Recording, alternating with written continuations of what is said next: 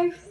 I don't actually know what's going on with my little ring light thingy, but we're just going to have to do this with the light on, and the lighting's just disgraceful because it is like dark outside. So today I'm going to be doing a video all about my story on being a teen mum. I fell pregnant at 17 and a lot of people have questions for me. Coda went like nearly viral yesterday on TikTok. His video has 300,000 views right now and I posted it yesterday.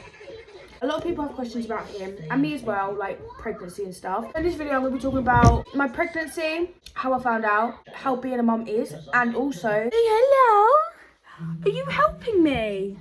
Are you going to be in my video? I know, it's a glittery rock. Do you like it? Don't eat the glittery rock, no. Yeah, no, we're going to put him away. Please excuse the state of me in this video. It's been a long day and a long night, but we're here doing this video. So, I found out I was pregnant when I was, how old was I, Codes? 17, wasn't I? Oh! I was 17 when I found out I was pregnant. What are you doing? What are you doing? Are you having a big stretch? It was a massive surprise to me. Now, I'm not going to tell you the symptoms because I'm going to do that in a different video. What are you doing? What are you doing? Right, can we sit nicely? Sit down nicely. When I fell pregnant, I was in my raving days. I went raving like every week and I was definitely not trying to get pregnant. I found out I was pregnant, I was like, oh my god, because I was a massive hypochondriac. Like, I genuinely always thought I was pregnant, even if I didn't have sex for months and months and months. I'd be like, I'm pregnant, I'm like the Virgin Mary. But it was a big shock. My pregnancy was, I mean, you made mummy's pregnancy very interesting, didn't you? Everything was completely normal until I was 20 weeks, my 20-week scan. And that day, I'd actually woke up in the worst mood. I had like a bit of a tantrum, didn't I, before my ultrasound, because my 12-week one, they said everything was fine. He had 10 fingers and 10 toes. That's literally what they told me. I just had a really bad feeling about this scan, but I didn't think that it would be anything that serious. I just thought, oh, it's just me being nervous because I've got anxiety, do you know what I mean? We're in there, they're like, yep, the scan looks great, except it doesn't look like he's got a hand. And I'm like, what? It wasn't something that I even thought about. So we were sent to a room. The doctor came to speak to us and said that we have an appointment at the King's College Hospital in London. Like 2 days later, it was really quick. All these tests done, they said that he was missing his lower left arm, wasn't you? Which is what this is. We were really worried because they thought it was amniotic band syndrome, which is basically where the amniotic fluid creates strings or something like that. I'm not a scientist, I'm not a doctor, I don't actually know. But then they said it was lack of blood flow, which they later, when he was born and after he had actual testing, they said that it was amniotic band that caused it. I'm kind of glad I didn't know that when I was pregnant because I would have been freaking out because obviously the amniotic band ripped off his arm, so I would have been terrified of what else it would have ripped off. When I looked up amniotic band syndrome, I heard some horrible stories and it freaked me out. Now, at that appointment was the same time that they first offered me an abortion. Dogs, everyone's here. Is he your best friend? He loves dogs, by the way. He's absolutely obsessed. Oh, I know. Up until that point, I was completely fine about the fact he might not have an arm. It was when she offered me the abortion that I literally sat there and I broke down because I was like, is his life going to be this bad if I'm being offered abortion at like 24 weeks, 23 I think it was. Why are you standing up in front of the camera? It's like, uh-oh.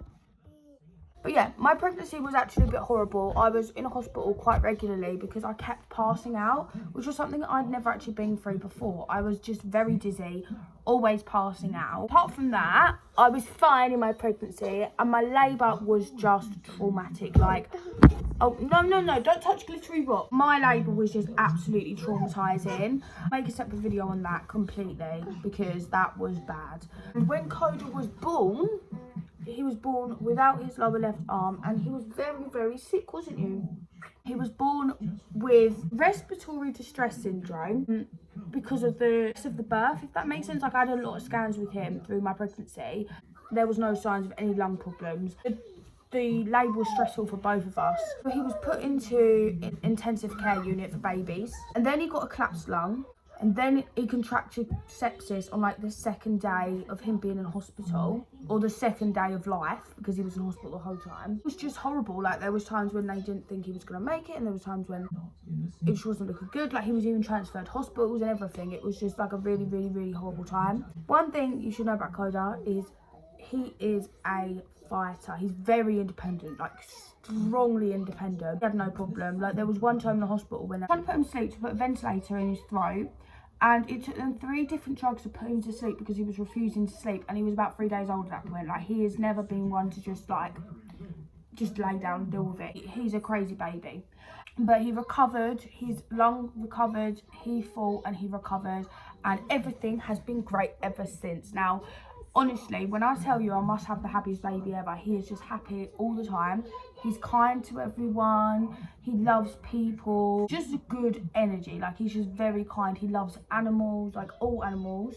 He loves talking to anyone and everyone. The video that went viral, like that got a lot of views, was about things that I was told in my pregnancy. Yeah, it was, and I'm so lucky and so grateful to have this beautiful boy. Mama, are you gonna say hello? Yeah, also one thing about Koda, I know,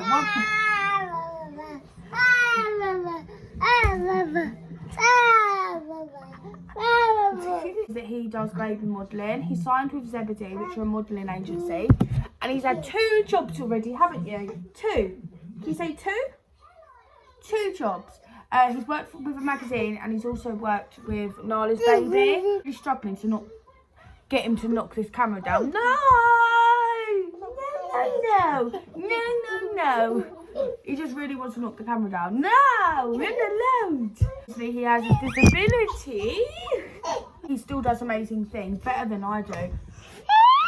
What are some things you like, Koda? So Koda loves pasta and ice cream. Oh my goodness. Favourite TV shows are Peppa Pig, definitely, Paddington, and I love Paddington because Paddington's just a good, a good egg, isn't he? He's a good egg.